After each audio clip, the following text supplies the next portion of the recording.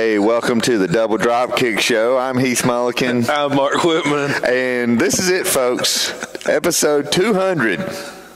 It's actually not episode 200. There's been, we probably got well over 200 episodes. How does it feel to be on a podcast with 200 episodes? Did you ever think you'd achieve such an accomplishment? Not in my wildest dreams. Yeah. Did I ever think that I would do something like that? Well, speaking of wildest dreams, we're going to talk about what could have been with our wrestling careers. I want to start off the conversation. What are you doing? For people who aren't watching the video, they're just watching the audio. Mark has decided that whatever hand I talk with my hands, and Mark is doing whatever I'm doing. Throwing me off. Let's start off with fourth grade. Brad Finley, Toby Skelton, and I start getting into wrestling, and we all realize we're watching wrestling. And we form a team called the Number Ones. That's the name of our team, and we're more like the Number Twos. But anyway, go ahead. I was 9. I was 10. You know. Mm-hmm. But you were number 2 in my heart.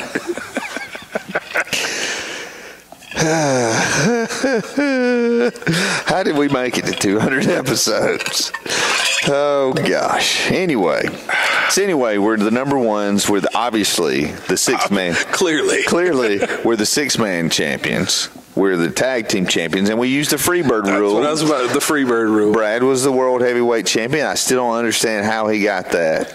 And then Toby claimed the U.S. championship, and I think I was the TV champion. And I'm going to be honest. You guys were running. You were running the table. I'm going to be honest. I was a little upset about that. Felt like I was kind of got pushed to the wayside. So anyway, we'd go to each other's houses and wrestle and stuff. Although I think, to my knowledge, Toby only did that one. Like Toby came to my house one time. We had a wrestling match. I'm thinking we need to cut this guy out.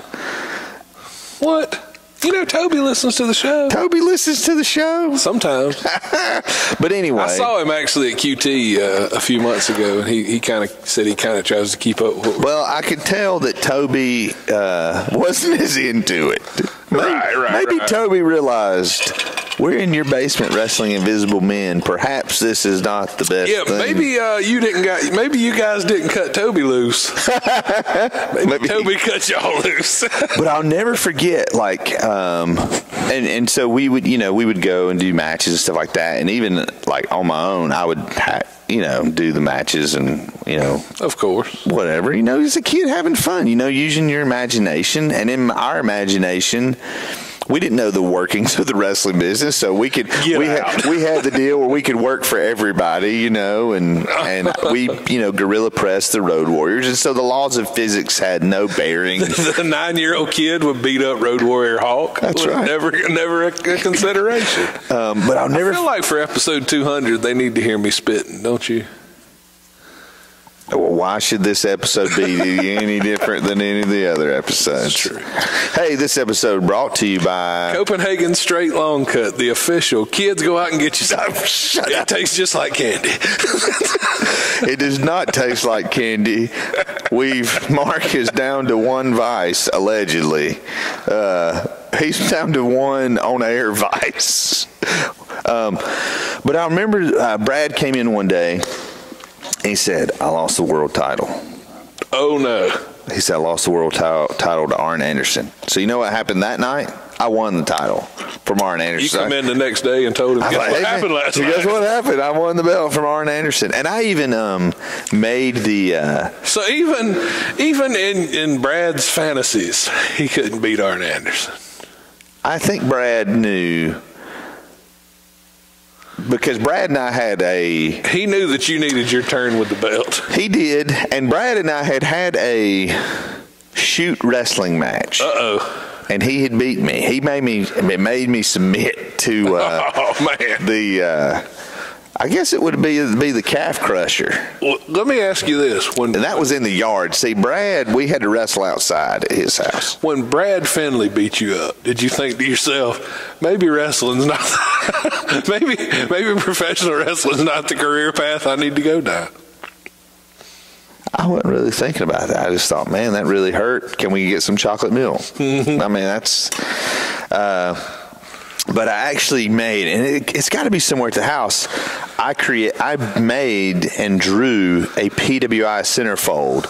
So I'm the poster, and then I wrote the whole bio for what did that Heath bio Mullikin. say? Oh, dude, it just talked about my career and growing up in Pendleton and all the people I wrestled. From humble beginnings. From humble beginnings. And then on the back it had like finishing maneuver, most hated opponent. Do you remember what your finishing maneuver was? I can't remember at that time. I tended to go, flying elbow, DDT. Figure four. All the major finishes that the big stars were using at the time. Yeah, the leg. For some reason, I always wind up being yours as well. The leg drop, the elbow drop, the figure four, the DDT. Okay. Right, yeah. So, this whole premise of this show is going to be more fun for me to just ask you about this bio that you've created for yourself. I love it. Who were your most hated opponents? To be honest, we did this deal one time, and I can't remember what kind of spawned it, because like at the time we were like NWA World Tag Team Champions, of course. I understand.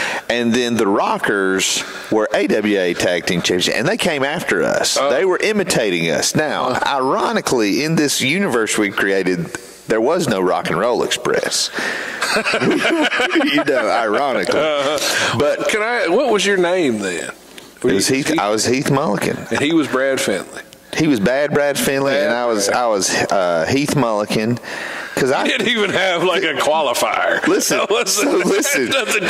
I'm not, a particular type of Heath Mullikin. There's nothing special about me. Heath Mullikin. Just Heath Mullikin. Because at that, if there's ever been a more badass professional wrestling name, it's Heath Mullikin. Well, I appreciate you saying that. Because see, at that time, I'm still at the point in my knowledge of wrestling, I'm trying to figure out what Hawk and Animal's last names were. Right. Because number one, they're brothers, and their mother named them Hawk and Animal. What kind of person does that? And all right, but you guys collectively were known as for a while we were the number ones, and then once we realized that name sucked really bad, we're like, oh, okay, we'll be the Radical Rockers. The Radical Rockers. Radical Rockers, and we did the whole bandana. Y'all dressed up. We were demolition before demolition was demolition. That's what I'm like. When I talk about this show's name, the Double Drop Kick Show, like my pretend wrestler growing up, we were the Radical Rockers. That's the influence the Rock and Roll Express had on us. One of us had blonde hair, the other was brunette. One of us would take a beating, the other one take the hot tag. Like down to the deal. You took the beating, didn't you? You know what? I'm going to tell you, man, Brad and I really didn't sell for anybody. That's what I was about to say. Why would you take a beating? Except for this one time you asked the most hated opponent. So we're doing this interpromotional deal with the Rockers, and we did it up where we did it like we were pulling up. It's like we did the whole pulling up to the arena in our Lamborghinis. Like we actually went outside the house, had our gear in our bag. We're coming in, fans are taking pictures, and then so then we get in and we do the match, and it's just supposed to be friendly wrestling match, and it just gets out of hand, breaks down, it becomes a brawl. I think I can't remember what the finish was. You'll have to forgive me. It was 30 years ago. I'm impressed that you remember as much about it as you do. So I don't remember the finish, but Brad and I get sent to the hospital. So we wrestled in the living room downstairs, where the pool table is. So we had a space in there where we wrestled. So we get taken to the hospital, which was my brother's bedroom, and then they came and jumped us in the hospital and just kept throwing us off the hospital bed. Those dirty rockers. And so then we kind of had to do the return match in the cage and did the revenge and all that. And of course, came out on top.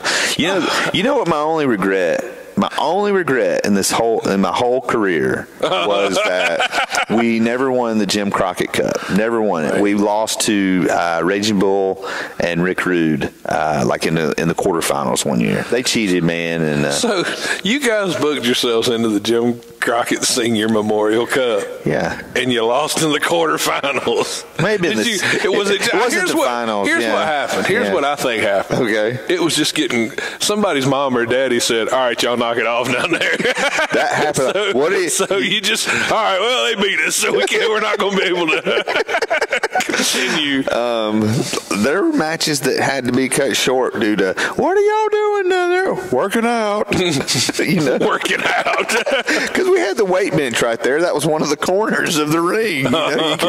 We're working out. So do you want me to tell you what ended our career? There's nothing that I want to do more than hear what ended your career. So before I get to that, so there was one match. We were at Brad's house, and it was a cage match with the Horsemen. And so they're beating us down after the match or whatever. And so all the preliminary wrestlers are coming in. So one of the first preliminary wrestlers in is Randy Mullikin. And so the Horsemen lock the door, and they go to town on Randy Mullikin. And they end up doing a spike double pile driver on him off the top. How do you even double pile drive somebody? A spike pile. Sorry. Okay. And and kill him, like they killed Randy Mullikin. They killed him. And so, like, we actually did. Wait, in your fantasy world, Randy Mullikin died. Like, that was the thing. We were like, Randy Mullikin is dead. Randy Mullikin. And so, like, Brad could walk in right now, and I could be like, Randy Mullikin's dead, and he would crack up. Like, it was just like became this thing. So, we're 11, 12, we're getting a little bit older, but this is what I was going to ask, because you said it was our careers ended. Do you think that was a thing at the time where you were like, because I remember you would have these moments growing up when it was like, all right, we're not going to be able to do this anymore. So since we're going to do it one more time and we're going to make it big. Nah. Do you think it was that kind of situation? No, this was so there was a moment, and I really think after this moment, I don't think Brad and I wrestled again. I think I did like single stuff. Just at the house. Yeah, just at the house, But like Brad came in. So we're wrestling, and ironically, it's just like, because at that time, we had wrestled everybody. So if there was a new team. And Alexander looked around and wept because there were no more worlds left to conquer. But you'd see a new team on TV. And they were jobbing to you guys. But it was, it was in Mid-Atlantic, and Bill Dundee came in. And who was he teaming with? Was it Bill Dundee? Was it Jimmy Garvin? Oh, dude, I can't remember. But Bill Dundee came into Mid-Atlantic, and he was in a tag team with somebody. And I cannot remember who it was. So they sling me into the ropes. Okay, they're going to do a double backdrop. So I do a double knee lift. And it sounded, it was ridiculous. And Brad is over there on the apron, and he just loses it. He just loses I've got a visual of you with those little stubby legs. Yes. Trying to jump up. I can see it. I'm going to do it in the patrons. His legs are like this long. I can see him doing this little. And I did the slap,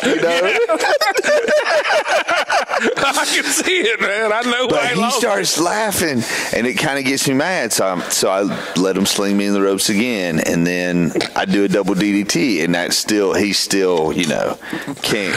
So then finally, I did 2-3 things. Finally, I just let him, double backdrop me or whatever. But it was like, that was it. That was the last. It was just like, we couldn't be serious about it anymore. Right. And because you're growing up, man. Yeah, we're growing up. And so if you go in the high school yearbook, okay, you could put a message in the back. Each senior could put a message, and the end of mine just said double knee lift. Because it just became a thing. If you had a dead moment in conversation, you'd be like, "Oh, double knee lift." It just became a thing. And so, there's a picture of us. I wish I could find it somewhere. You may have it. I bet Stephanie may have it. She probably took the picture of everybody together, and I've got you up in the body slam position. Do you remember that picture? I do remember. And you're like, but you're looking straight ahead, and all the other guys are like standing around us, and it's just a cool picture. I wish I could find that picture. I think I've got a box of pictures in my basement, and it's probably in there because I tried to save.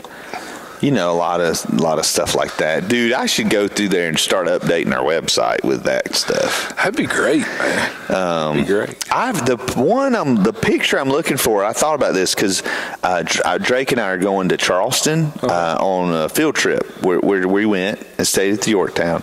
But there's a picture, I think, who is it, me, you... Did you go on that field trip? Yes. But we're standing near one of the cannons, and we're just standing there, but it's just like a really cool picture. Huh. But it's like Skinny Mark and Skinny Heath, a long time ago. Right. So anyway, somebody, I can't remember, it was patronage group or whatever, we were taking, it was Twitter. They said, what should we do for 200th episode? And they said, book your wrestling career. Yeah. And, so just take him. I know you've worked, a long time. You kind of coming up with this. So what? I hadn't thought about it till just now. Right. So if you were going to book your wrestling career, I'm not interested in talking about booking my wrestling career. The backbone of this show is going to be you booking yours. Because that's not where the wrestling when we were kids ended at. What do you mean? We still wrestled in high school and through junior high school. But we didn't. What do you mean? What do you mean by that? I mean, we would get on my trampoline. Yeah, but we weren't doing full matches. I mean, I would like. Okay. We were having matches against one another. Can we be honest here? Yeah. You didn't like doing it. No. Because I was stiff. You were stiff. Mm-hmm. I was used to working with Brad, and Brad's a pretty light worker until he gets you in that calf crusher. I remember he put me in the calf crusher, and I gave up. His grandmother came out of the house and said, boy, that's your friend. Don't hurt your friend. Brad said you should have gave. Yeah, that's right. Because I didn't immediately tap out. I mean, I held on. It was right. But like for me, like even into high school, mm-hmm. junior high, middle school, high school, that was a stress relief for me. Like I would go in the basement and so if there was a bully or somebody, I would kind of go through a wrestling match with them. Right. And just kind of picture in my head, that's how I worked out a lot of my problems, man. Yeah. So, and I probably did. I did the same thing. Anybody that's a big wrestling fan that says they didn't, lying to you. They are lying. Or maybe you had the wrestling buddies or, stuff like that. I still, to this day, cut wrestling promos on people. Oh, yeah. Yeah. And it's just a work through stuff that way. But for you and I, like if you talk legitimately booking our wrestling career, the time that we could have gotten into it, 1993, was about the worst time in history to get into it. I got into it. Right. Yeah, I mean, you have that experience. Yeah. I mean, like, it was a completely different business than it is now. Yeah. Like, you couldn't trust anybody. There was no camaraderie or friendship. Yeah. You were a guy like me that would show up somewhere, and you were as big as I was, and I wasn't a great worker by any stretch of the imagination, but I always got a good reaction from people because I know how to work. I know how to be a heel. Yeah. I knew how to do that because I had studied it. You didn't try to be something you weren't. No. I just allowed my real personality is to say really hurtful things to people. Yeah. And it was just easy for me to do, man. Yeah. And I can do that jokingly with you, or I can mean it. Yeah. And when I went out, I legitimately hated the people in the crowd. Yeah. And I said what I wanted to say to them. Yeah. It was mean, and it was, Yeah. One time, probably the one, and I didn't know. Yeah. I didn't know, but I remember we were somewhere, and I was working in Greer for Jim Lewis. Yeah. And I went out and somebody said something, blah, blah, blah, some kid. There's a bunch of kids in the front. Have I told you this? No. A bunch of kids in the front row. And they were all jawing with me and whatnot. And I said something about, and I got to cracking on one of them's mama.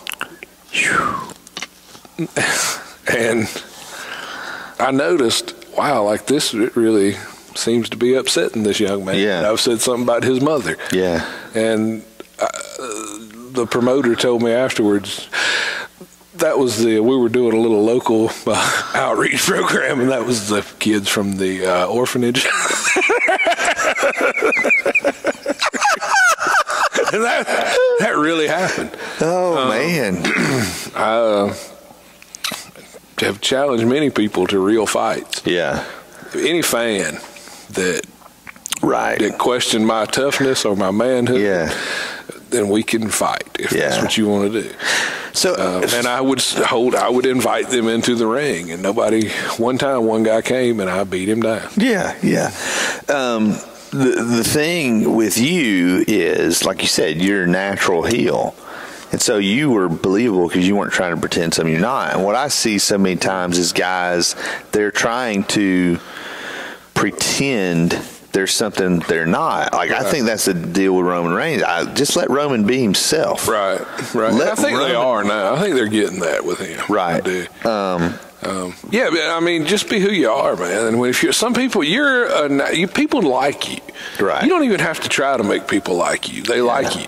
Yeah. You're a good guy, and you treat people good, and people love being around you, and you make people laugh, and you make people happy, and you encourage people, and you're a real servant of people. And I mean that, all joking aside, like you really are. And you are one of the best people that I know. Well, I appreciate it. And you're one of my favorite people to be around. If I'm having a bad day and things are not going my way, but I know I can look forward to spending the afternoon with you doing this show, I look forward to it. Right. As we talk, I've been working a lot. Yeah. And had to make some decisions about having to cut some things loose that I'm not going to be able to do everything. Right. It was never a consideration for me to not do this show. Right. Even when we originally started talking about doing this, we could do it over the telephone, but we didn't want to do it over the telephone. You lose something when you do that. Like, we get together every 2 weeks, and I look forward to it. Oh yeah, absolutely. And we've been in a season where, like this time, we weren't together 2 weeks ago. I had a doctor's appointment. We won't be together in 2 weeks because you're going to be on vacation. And I mean, I understand those seasons, but I don't like them. Oh, I don't either. Like, I hate it, man. I really do. I thought, because my days have kind of run together. Yeah. I worked 4 12s in a row. And for some reason, I knew that we didn't record last time because you went to Atlanta. But my mind was confused because I was working night shifts, and I was like, man, we're not going to be recording this Thursday. And I was kind of looking forward to, like, that was one of the things that helped me get through those long stretches of work. Oh, cool. Well, I'm going to get to do this on this day, and it's something I enjoy doing. But yeah, I don't know where I was going with that, but at 200 episodes, I still look forward to coming out. Yeah, dude. I mean, I think about if you go back and listen to episode 199, like what you said about Braun Strowman, you were more excited about current wrestling in that episode 199 than in all the other episodes. Mm-hmm. And but like for me, so let's do this. So long story short, so 1993, Heath Mullikin's 5'6", 150 pounds. You know what my wrestling career is? Nothing. You're a manager. I'm not getting into I'm a manager. Right. I think if I could have, in a dream scenario, okay, I think I would have liked to have the experience of training with George South. Training, doing the New Japan, as hard as it would be, doing the New Japan dojo. Mm-hmm. But to do that, to learn the business, because I think even now that's what interests me, is the production side of wrestling, the writing aspect of wrestling. That is what interests me. Those are the podcasts I want to listen to. I want to listen to, not necessarily the dirt. I want to listen to how this angle came about. And so, I mean, if I'm just being brutally honest, they would not have even let me in the door. They would have taken my money. Oh, yeah. And they would have trained you. Like, that's what if I could change something, it would have been probably I would have probably still started the same way, because I don't think, you got to get your foot in the door somewhere and make some connections. So, it's easier now than it was then. Right. In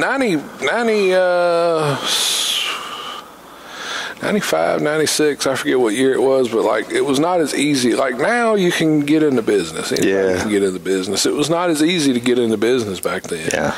It was easier than it had been even 10 years previous, but it was still not. You still had to find somebody. They weren't like advertising. There was no Facebook. There was no advertising. You just had to go ask around, and eventually you'd find the right person if you asked the right question. Right. But I do wish if I had kept going, that I would have got the money up, went to George South's an Italian Stallion school. Right. Italian Stallion and George South. I think they were running a school together. Right. And now it's just George South. And that's how you guys got a lot of their bookings. That's how the Hardys got booked.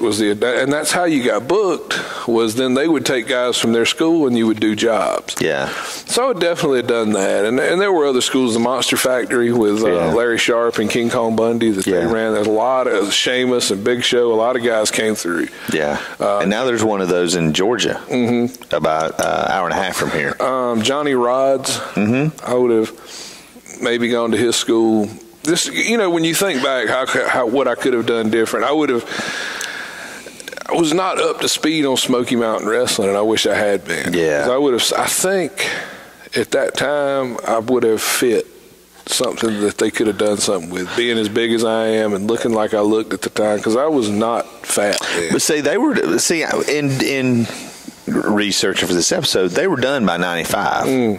And so well, there you go then. That's why I didn't. There was a lot of things that didn't happen, because literally the period, it would have been just this terrible period.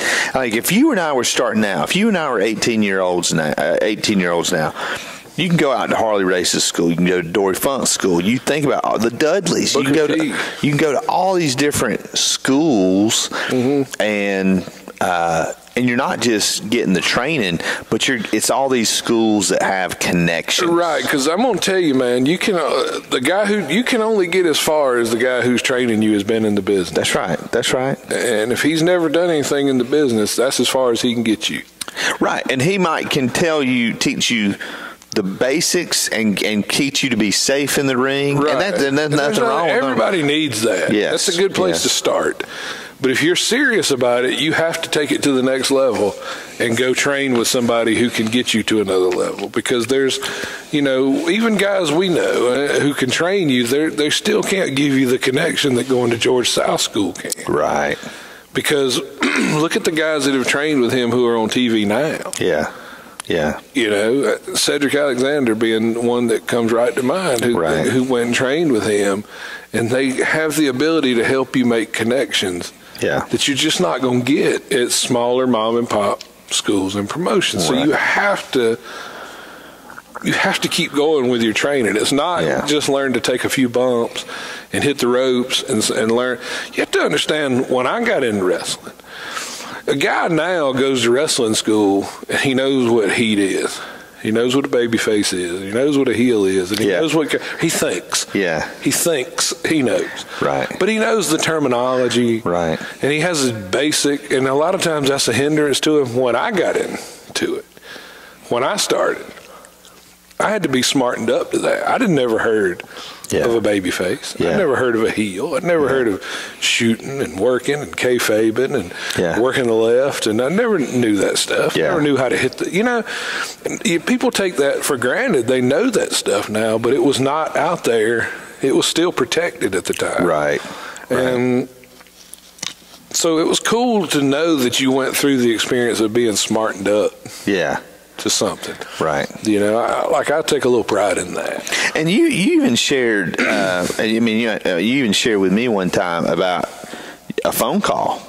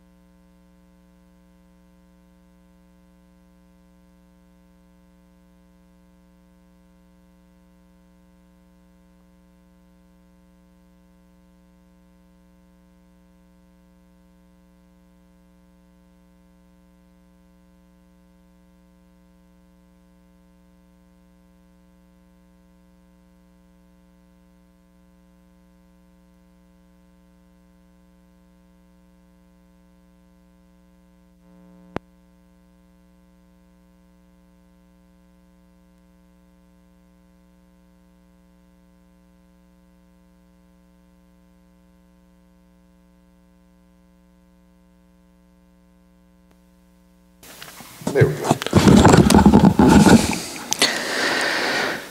Sorry, we're back from a brief technical malfunction. Mark, you were mentioning the phone call you got that kind of smartened you up. No, you were mentioning. Yeah, I just said you told me one time you got a phone call, and that's when the guy kind of laid everything out for you that you had not gotten before. Right. It was a real smartening up to the business by a man. His name was Red Cowan. He had a brother named Wayne Cowan. You may know Wayne Cowan better as Dirty Dutch Mantel. Right. So, yeah. Then he called me, and he said, hey, I know you're fixing to get into this, and here's the deal. Because the whole gimmick with guys like him was what he would do. Yeah. It's the same thing Italian Stallion would do. Yeah. It was, and he told me at the time, get some experience, and I'll get you booked in Puerto Rico with Dutch. Yeah. You know? And that was pretty much it. Because what they do is they'll get you booked, and if you make $1,000 a week, they'll take 10 or 15% of it. Yeah. You know, and so he was more than willing to help me get it, and a lot of people signed those deals, and I would have done the same thing. Yeah. So, because what they hope is you're going to be the next John Cena, and you're going to have some deal with them. Right. They get, you know. Yeah. So let's not book our wrestling careers from 1993. Let's book our wrestling podcast. You threw me a curveball there. What would you book? I mean, we started in February of 2014. What would you do differently about our podcast? I don't know, man. Other than, I think we talked one time about what we probably should have done is recorded 4 or 5 episodes and dropped them all at the same time. Right. Instead of just starting with one, put like 4. So it would have increased the number of downloads. Yeah. Somebody subscribed. Just from the start, you would have went from, you know, if I don't know, it was like 75 or 100 people downloaded the first episode. Right? Yeah. And that would have been like 400 people. Right. Know, and our 400 downloads just to get started with, which kind of helps you maybe bump you into, hey, this is a new and noteworthy thing that you need to listen to. Right. So there's that. Just little stuff, man. Maybe we should have, and still maybe even to this day, I don't know that it would help. Done some advertising. Yeah. Somewhere. I don't know that it. Right. Somebody was asking me about social media the other day, and I was like, I'll be honest with you, I don't know that we've ever got one listener from Twitter.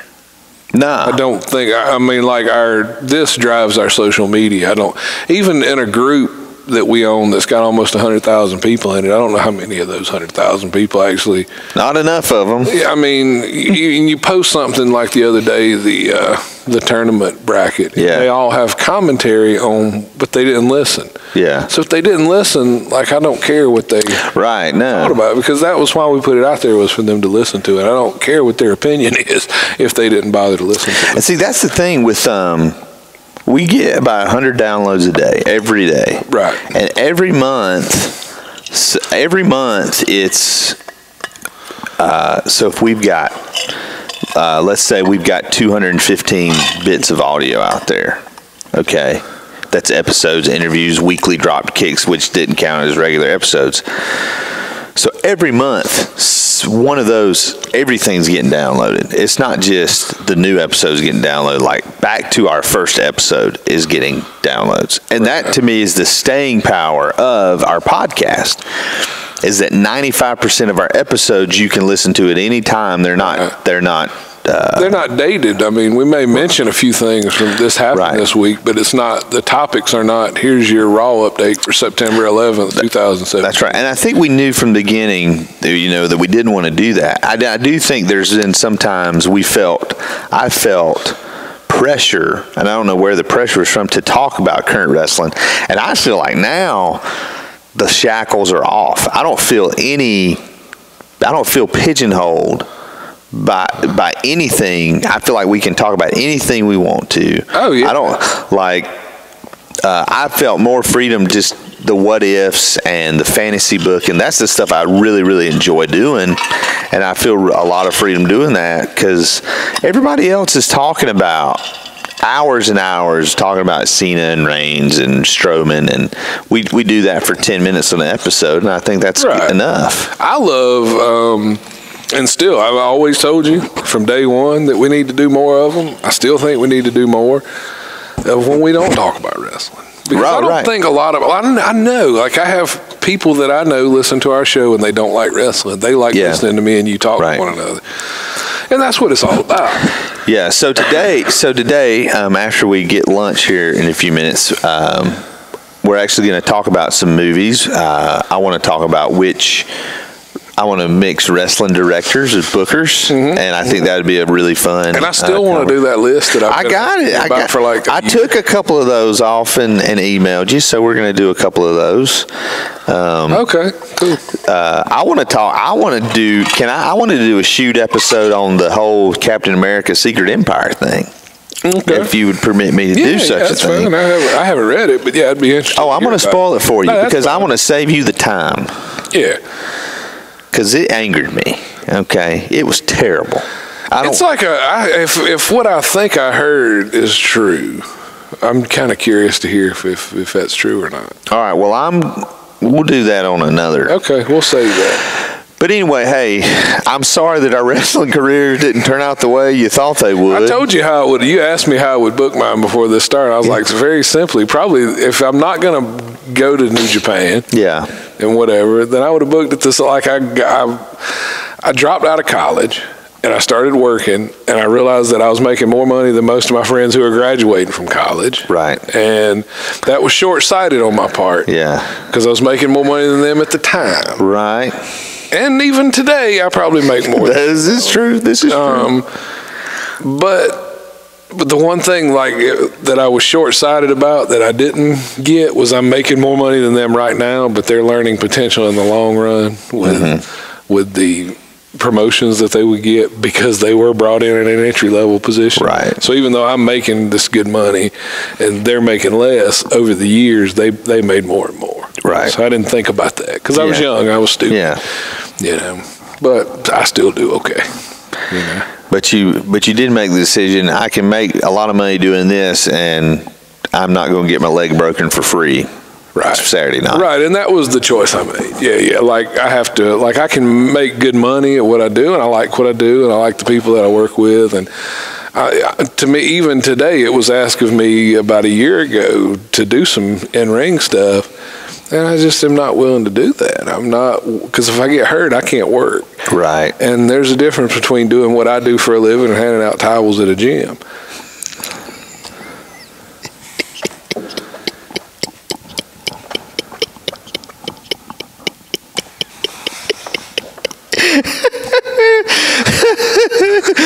Are you also squirting the soap on the people's hands as they come by? Yeah. Hello, how are you? I mean, it just is, man. Have you ever been in one of those restrooms? That's creepy. I know. You go over there, you wash your hands. I don't like it. I don't like anybody being in the bathroom with me that's just standing there. I have. And then he squirts the soap on your hands and gives you a towel and is expecting a tip. Yeah, I can do that myself. Yeah. I don't need a bathroom attendant, and I have never tipped one because I don't want no cologne. Right. I don't want none of that. If I wanted cologne, I'd put it on it. Would you let him put the cologne on his hands and put it on you? No. You wouldn't do that. Not in a million years. How much? What's the money? What's the dollar price? Everybody's got a price. What's the? If somebody said, "Hey, I'm gonna give you $100. Let this guy put cologne on you." 20. I'd probably do it for $100 easy. 20? Shit, 20. What I need $20. I got $20 in the cushions of my truck out there. We'll find out here in a few minutes. So, hey, make sure doubledropkick.com is where you can find all the episodes we're talking about. Episode 200. Here we are. We're going to celebrate by going to get KFC. Pretty anticlimactic. It was. I mean, but we're still steady, man. Yeah, we're steady. We don't have these. We're the real workhorsemen. We are. We're or horse women, whatever. That's right. So patreon.com/doubledropkick. By the way, I love those guys. I love that there's this. I want to just to put them over right quick because the workhorseman is kind of a running gag, I think, with some local indie guys, and I think it's awesome that they self-promote one another. Yeah. That they don't have this jealousy where they're trying to hold each other back, and that they're always out trying to help each other and get each other bookings. And hey, I've got an empty spot in the car. Somebody wants to go. I love it. I think that's awesome. awesome, man. I do. I respect the heck out of those guys for having that kind of hustle about their business, because there's some of those guys that are making enough money in wrestling to not have to work a real job. Right. No. And I think that's awesome, man, to be working on the indies and getting yourself out there and exposing yourself enough that you can do that and have time to work on your craft and hone your craft. It's awesome. And my hat's off to those guys. Yeah, and I think by the time this is out, they would have already had their match at PWX, James Drake and Anthony Henry. I mean, those guys they're the Evolve Tag Team Champions. Yeah.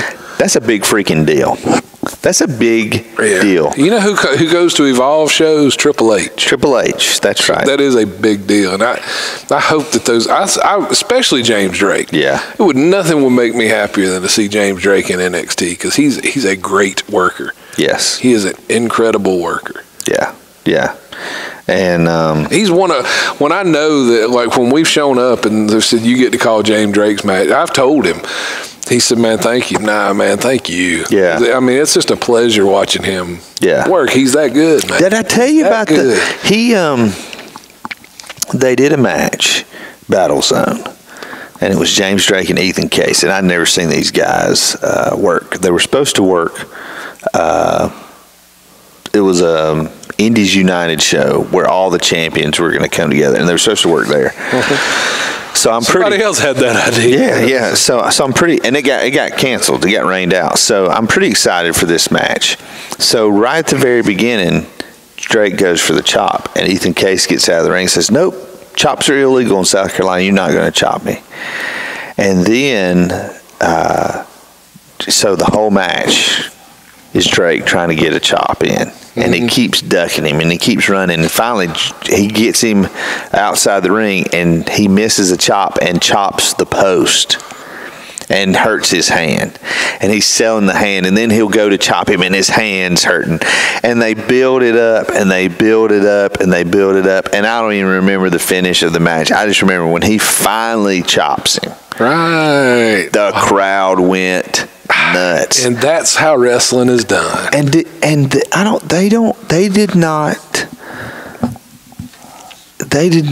did. People who say, well, that old school stuff doesn't work. That's what they did. They did the equivalent of working the arm. Yeah. Except they worked. They took someone's offensive weapon away. Yeah.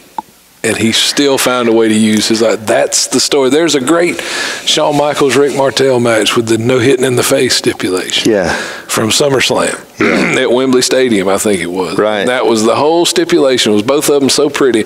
We're not going to hit each other in the face, because at some point somebody's going to hit the other guy in the face. Yeah. And there's an anticipation. Everybody in that crowd knows eventually James Drake's going to chop him. Yeah. Yeah. And it's gonna be cool when he does. So this anticipation bit, when's he gonna do it? And then when they do it, when Shawn Michaels or one of them finally hit the other in the face, and Sherry fainted. Yeah.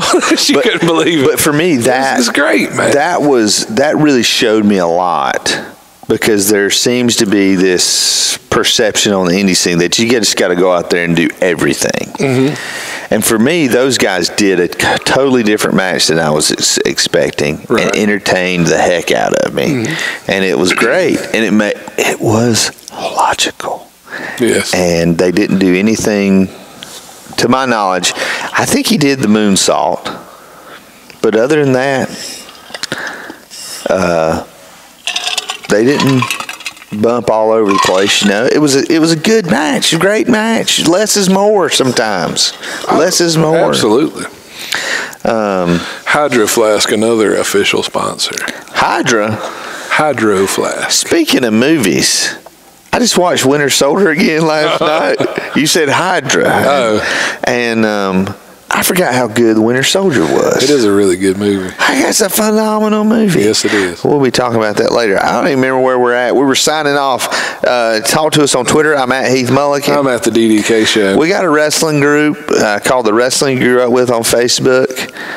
If you post 20 pictures of yourself posing with a wrestler, and we post it one time, don't submit that every day. Yes, and also, if you don't know how to disagree without calling somebody an idiot, or